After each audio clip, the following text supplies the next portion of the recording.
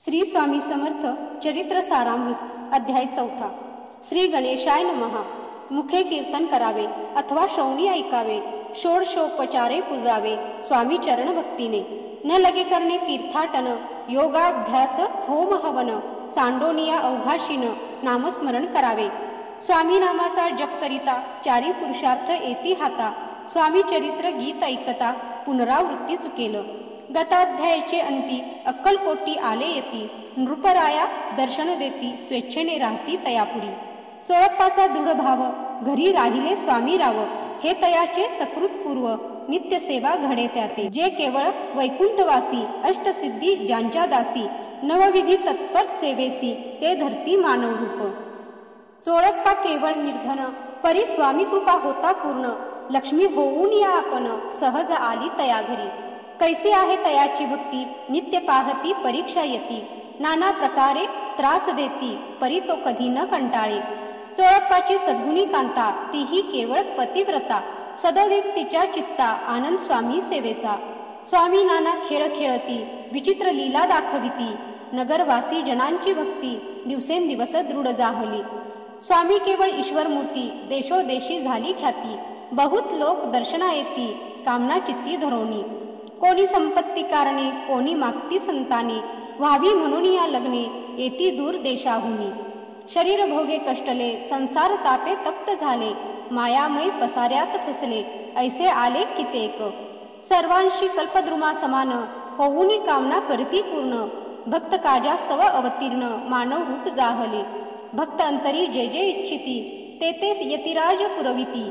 दृढचरणी जयांची भक्ती त्यासी होती कल्पतरू. जे का निंदक कुटील तया शास्ते केवळ. नास्तिका प्रती तात्काळ योग्य शासन करिता ती. महिमा वाढला विशेष कित्येक करू लागले द्वेष. कोणा एका समयास वर्तमान घडले पै. कोणी दोन संन्यासी आले अक्कलकोटासी. हासोनी म्हणती जनांसी ढोंगियाच्या नादी लागला.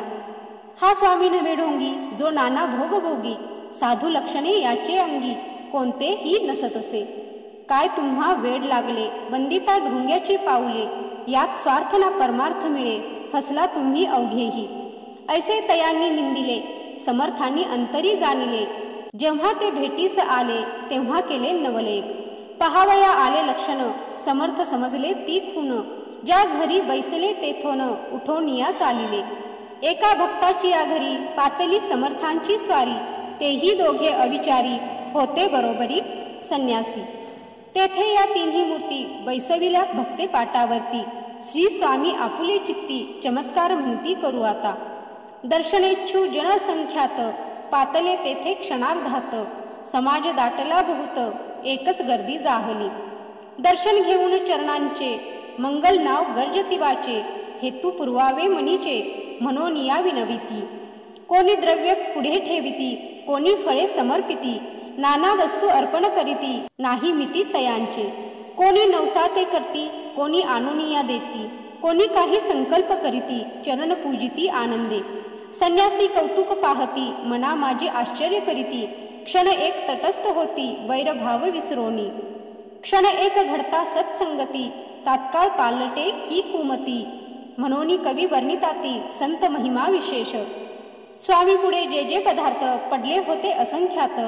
ते निज हस्ते समर्थ संन्याशांपुढे लोटीती.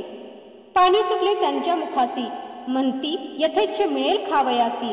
आज सारा दिवस उपवासी जीव आमुचा कळवळला. मोडली जनांची गर्दी तो येऊनी सेवे करी. संन्याशा पुढल्या नानापरी वस्तू नेऊ लागले. तेव्हा एका क्षणार्धात द्रव्याधिक सारे नेत. संन्यासी मनी झुरत व्याकुळ होत भुकेने. समर्थांनी त्या दिवशी स्पर्शन केला अन्नोदकासी. सूर्य जाता अस्ताचलासी तेथोनिया उठले. दोघे संन्यासी त्या दिवशी राहिले केवळ उपवासी. रात्र होता तयांसी अन्नोदक वर्जसे. जे पातले करू छळना त्यांची जाहली विटंबना. दंडावया कुत्सित जना अवतरले यतिवर्य. त्यांच्या चरणी ज्यांची भक्ती त्यांचे मनोरथ पुरविती. पसरली जगी ऐशी ख्याती लीला ज्यांची विचित्र. श्रीपाद वल्लभ भक्ती कलियुगे वाढेल निश्चिती. त्यांचा अवतार स्वामी येती वर्णी कीर्ती विष्णुदास. इति श्री स्वामी चरित्र सारामृत नाना प्राकृत कथा संमत सदा परिसुत प्रेमळ भक्त. चतुर्थोध्याय गोड हा. श्री स्वामी चरणार्पणमस्तु. श्रीमस्तु शुभम भवती. जय श्री स्वामी समर्थ.